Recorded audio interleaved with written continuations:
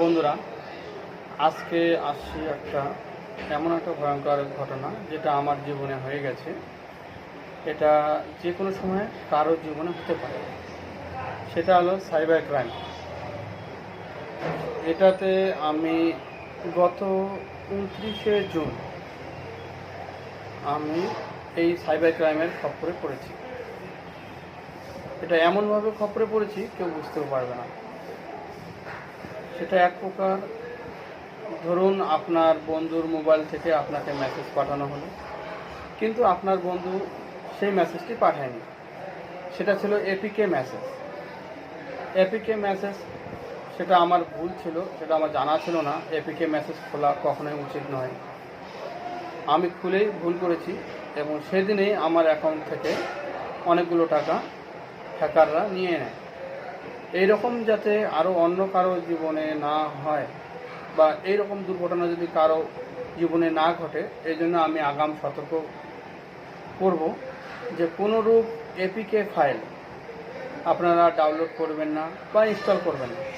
এক কথার কথা, যদি ভুল হয়ে যায় কখনো কোনোভাবে, তাহলে অবশ্যই কিছু কিছু করণীয় রয়েছে, সেটা আমি বলবো, যেটা আমার অভিজ্ঞতা থেকে আমি আপনাদেরকে আজকে জানাবো। সেটা হলো, ধরুন আপনার কোনো কারণবশত ওই ফাইলটি ডাউনলোড করে ফেলেছেন, হ্যাকারের নজরে আপনার ফোনটি পড়ে গেছে।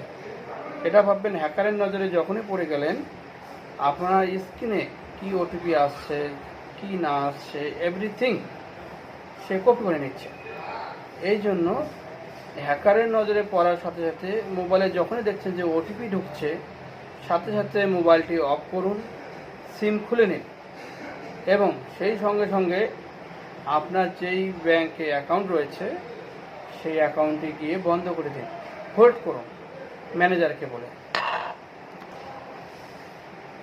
এরপর আপনার যা করণীয় থাকবে সেটা হলো 1930, যেটা হলো সাইবার ক্রাইম হেল্পলাইন। সেটাতে কল করুন। কল করলে আপনাকে হোয়াটসঅ্যাপ মোবাইল নাম্বার দেবে। সেখানে কথার কথা, যদি কোনো কারণবশত আপনার অ্যাকাউন্ট থেকে টাকা কেটে যায়, সেই ডিটেলস, সেই হোয়াটসঅ্যাপ নাম্বারের সম্পূর্ণ ডিটেলস, আপনার ঠিকানা, আপনার যা কিছু এভরিথিং ডিটেলস আছে সেটা দিন।